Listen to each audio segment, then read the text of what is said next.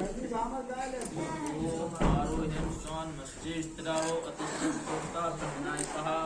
सरस्वती प्रेरसो व्याजनी तम यात्रां विश्वस्य भूतस्य पहली ये लोग गान कोई गान रहे पहली बाबर परे तो अब बेटी बाप है ना तो बाबर दूसरी बाबर पर की बापई की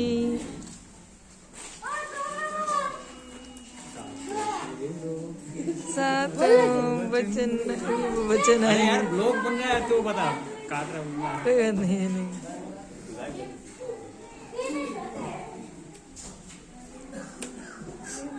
इसलिए तो मैं पीछे से होकर के जा रहा हूँ।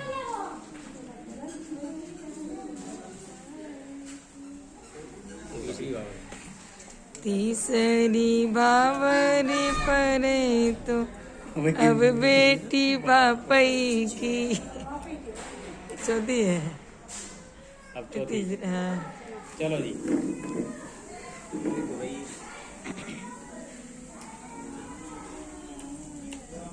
अब बेटी बापई की पांचवी अभी वो आएगा पेश कर रहा है जब आगे आ जाएंगे तो कैमरे को थोड़ा सा उठा ऐसे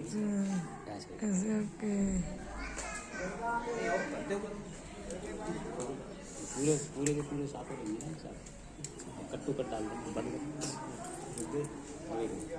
अब नहीं हाँ पचमी बाबरे परे तो अब बेटी बापई की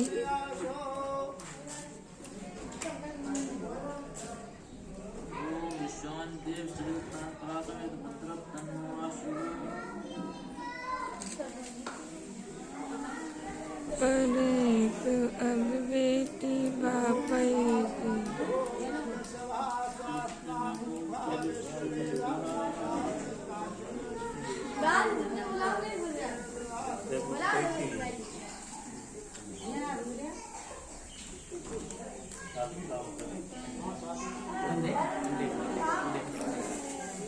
अब बेटी बई पराई सातवीं भावर में बेटी पराई हो गई अभी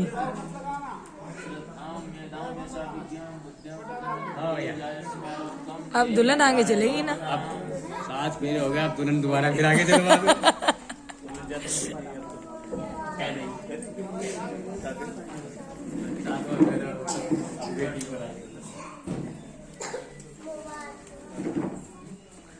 अब 7 वचन बोलेंगे ना ये पंडित जी नहीं हुआ सुन लो आगे जरूरत पड़ेगी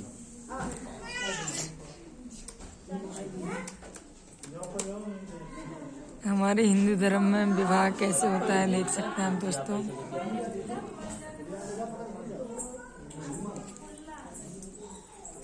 हमारी रीति रिवाज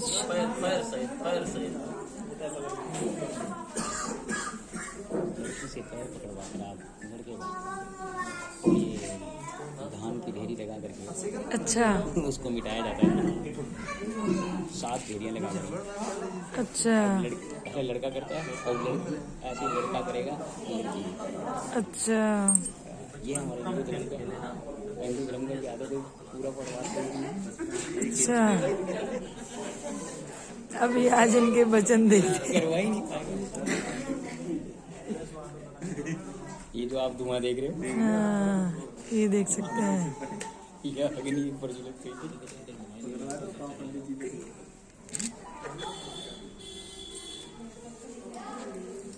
क्या कह रहा यहीं से खींचता मैंने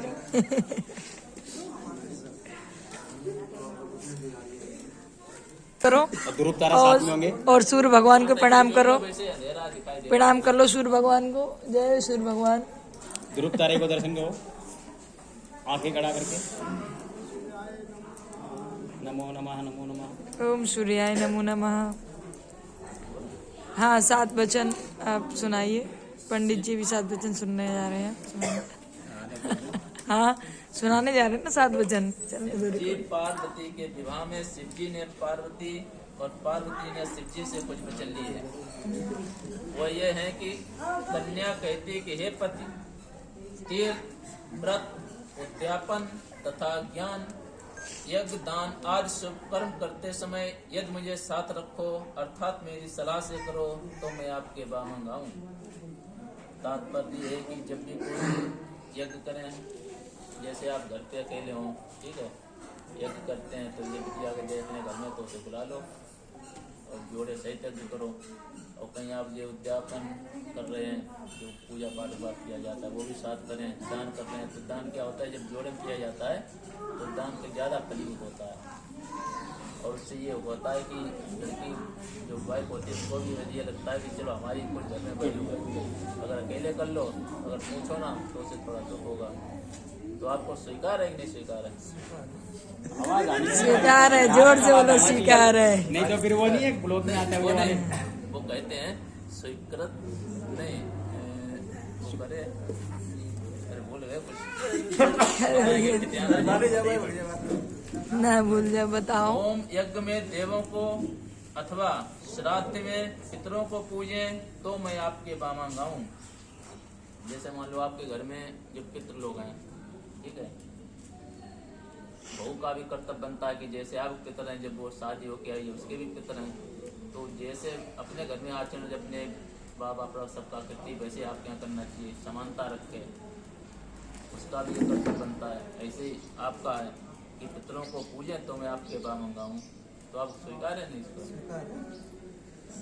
नतमस्तक है, नतमस्तक है पूर्ण रूप से। कुटुंब की रक्षा तथा भरण पोषण करो तथा गाय भैंस रख उनका पालन पोषण करो तब मैं बामंग आऊं। इसका मतलब ये है कि जैसे गाय रखो, भैंस रखो, जैसे क्या है कि हमारे घर में दूध उत्पादन हो, ठीक है, उसके लिए स्वास्थ्य अच्छा रहेगा और इसमें ये आपका सहभागी बनी रहेंगी। ये इनके भी साथ में काम बताएंगे कुछ ना कुछ। तो आप स्वीकार है नहीं स्वीकार है? गाय रखना इन्हें स्वीकार रहेगा। हाँ बिल्कुल रहेगा, करेंगे वो। धन धान का लाभ खर्च करो या दूसरे के घर में मुझे पूछ कर रखो तो मैं आपके बामंग आऊं। जैसे आप कहीं धन खर्च करते हो तो उसमें ये भी सहभागी हैं, पूछ सकते हैं कि हाँ भैया 100 रुपए थे 50 कहाँ गए, तो आप बताना चाहिए। कभी कभी पैसे वैसे नहीं पूछेंगे, पता भी नहीं होता 500 के 100 रुपया है। स्वीकार है भैया? नोटबंदी हो तो स्वीकार है। मंदिर कुआं बावड़ी बनाकर यदि पालन करो तो मैं आपके बामंग आऊं।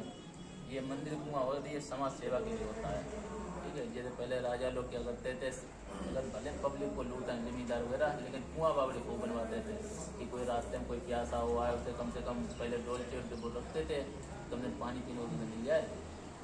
आप स्वीकार है?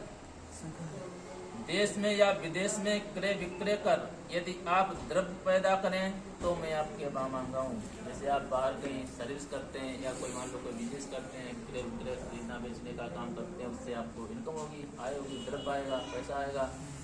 तो उसमें क्या है, तो अगर जो उसमें क्रय विक्रय में अगर मैं साथ रखेंगे और विदेश में कहीं भी आप काम करेंगे उसमें मेरा सहभागी रखेंगे तो मैं आपके बामंग आऊं। अभी तो आपको दाएँ बैठी है ना, अभी शादी नहीं हुई, कभी कुछ भी करवा लो क्या, तो आप स्वीकार है आपको? अत्यंत भावना एवं कामना होने पर भी यदि पराई स्त्री को सेवन न करो, अब आई इसलिए बात, तो आपके बामंग आऊं। जैसे मान लो आप बाहर गए बिजनेस करने या सर्विस करने गए, ठीक है, मान लो बहू घर पे है और वहाँ सेटिंग हो गई, हम तो नहीं कहते तो मान लो बताई गए, ठीक है, भाई सेटिंग इस टाइप का कोई काम ना हो नहीं होगा। तो आप सहमत हैं? स्वीकार है? आहो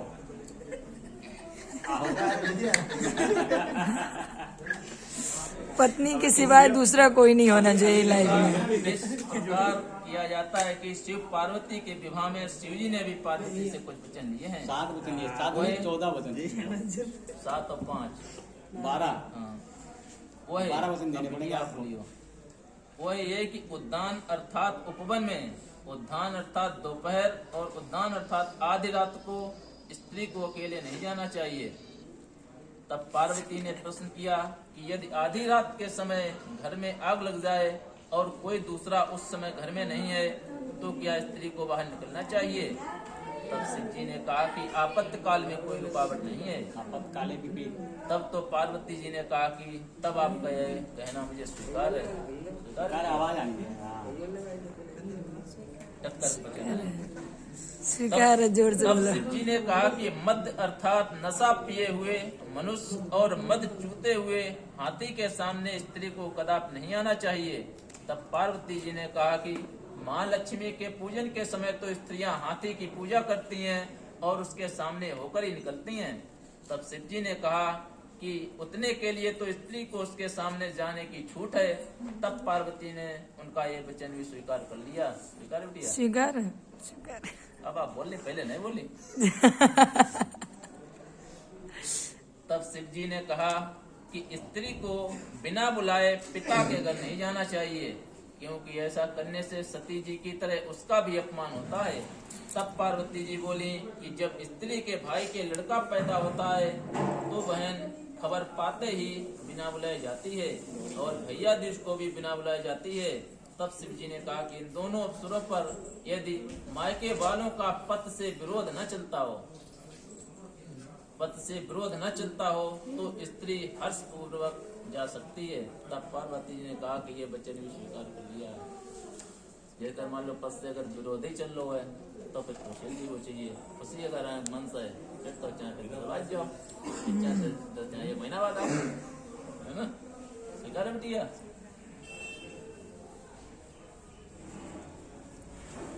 तब शिव जी ने कहा कि स्त्री को अपने पति के सिवाय दूसरे मनुष्य की प्रशंसा नहीं करनी चाहिए। तब पार्वती जी ने कहा कि जब उपदेशक व्यास गद्दी पर बैठकर शास्त्रों के उपदेश करता है तब तो सभी लोग उसकी प्रशंसा करते हैं। तब शिव जी ने उत्तर दिया कि उस समय छोड़कर अपने पति के सिवाय दूसरे की प्रशंसा न करें। तब पार्वती जी ने ये बात भी स्वीकार कर ली। जैसे जिसमें क्या होता है, भागवत या कोई प्रोग्राम होता है धार्मिक, जैसे कानून की बरातें निकलती है तो उस बर को देखने के लिए चाहे आप लड़ाई भले हो, हाँ देखने हैं तो उन्होंने दूल्हा तो बड़ा अच्छा है। आप तो कह रहे कि पराये मर्द अपना देखो, तो देखो वो, लेकिन जिस समय अगर की वहाँ बरात निकल रही तो बर क्या होता है, विष्णु रूप होता है उसका, क्योंकि उसमें कोई दोष नहीं है। मेरा जब सिर पे पगड़ी रहती है। तब पार्वती जी ने ये बात भी स्वीकार कर ली। तब शिव जी ने फिर कहा कि स्त्री का पति यदि फटे पुराने कपड़े पहने तो दूसरे का पति बहुत सुंदर मूल्यवान कपड़े पहने तब भी स्त्री को अपने पति के वस्त्रों की प्रशंसा करनी चाहिए, दूसरों की नहीं। तब पार्वती जी ने कहा कि जब वर सुंदर वस्त्र पहनकर दरवाजे पर बिहाने आता है तब तो सभी स्त्री पुरुष उसकी प्रशंसा करते हैं। सही बात भी है। तब शिव जी ने कहा कि जब तक वर मोर बांधे रहता है तब तक उसमें भगवान का अंश विशेष रूप से माना जाता है, इसलिए उस समय उसकी प्रशंसा करना पाप नहीं है। तब पार्वती जी ने कहा कि तब तो आपका ये वचन भी मुझे स्वीकार है, क्योंकि मेरी दृष्टि में अच्छे कुल की वधुओं के यही लक्षण है।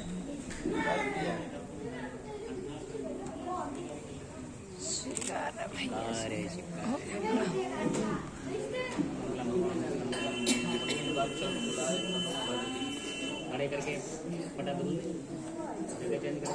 अब आप अच्छा जी, अच्छा आप विवाह संपूर्ण हुआ। जो 7 वचन थे, 7 फेरे 7 वचन हो चुके हैं दोस्तों। अब अपनी जगह चेंज कर रहे हैं। अभी जगह चेंज करेंगे ये एक दूसरे को देखते हुए, सामंजस्य करते हुए, ऐसे एकदम टकटकी दे देना, पिक्चर देखते एक दूसरे को देखते हुए चेंज करेंगे जगह। पहले लगाओ, पहले आप बेटी आपको लगाओ, आप अब घूमो इसे। पीठ नहीं दिखाना, पीठ नहीं दिखाना, पीठ नहीं दिखाना, पीठ नहीं दिखाना, पीठ नहीं दिखाना। हाँ, अब बैठ जाओ।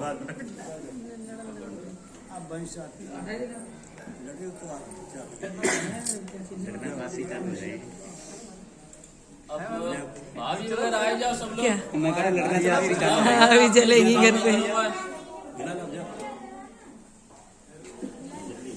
चलो भाई, विवाह संपूर्ण हुआ। बहुत बहुत बधाई आप दोनों को विवाह की। हार्दिक शुभकामनाएं। खुश रहो हमेशा, मंगलमय हो, बिल्कुल सदा सुहागन रहो, स्वतंत्र खुश रहो, पहले रहो, सदा खुश रहो भाई। दोनों लोग हमेशा मुस्कुराते रहो, हंसते रहो। आज हंस रहे हो वैसे ही, ऐसे ही हंसते रहो हमेशा। माइक लगा देता हूँ।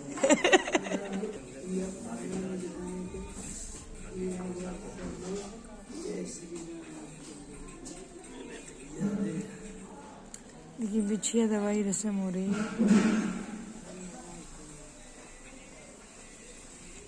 भाभी जी बिछिया दबा रही है।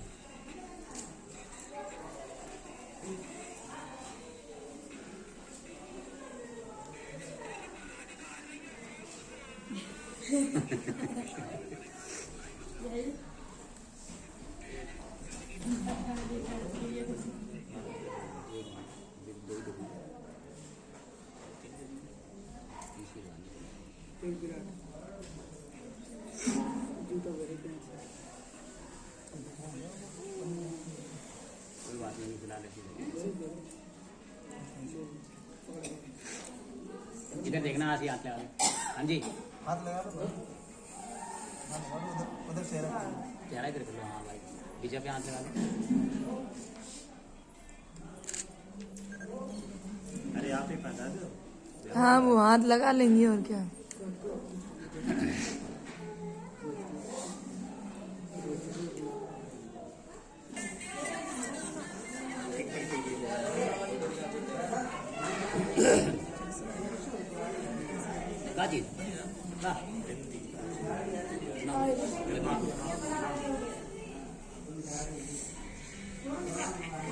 अभी हाँ जी, मांग बोलो, ये ऊपर कर दो, हाँ चलो 3 बारी।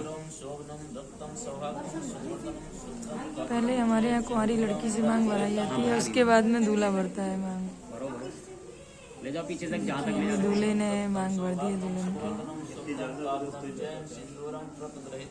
हाँ पूरी लंबी सी भर देना। और करो, 3 बारी करना है। हाँ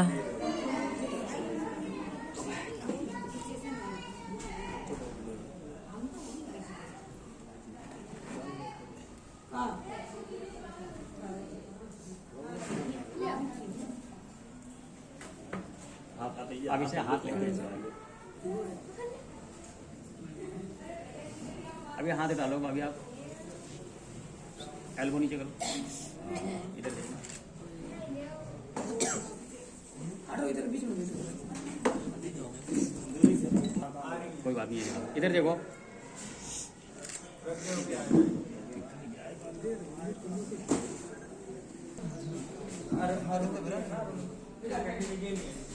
हाँ तो अभी दिलवा दें। अभी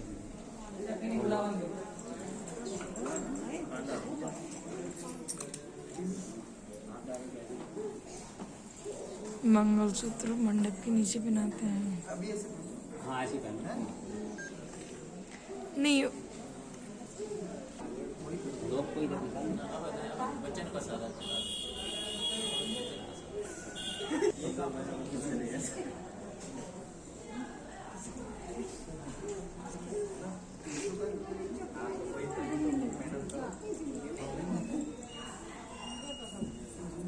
आप सीधा कर लो।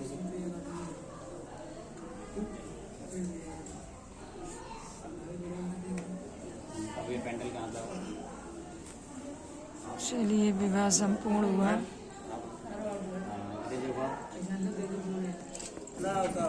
फ्रेंड्स विवाह हुआ संपन्न भी। महादानम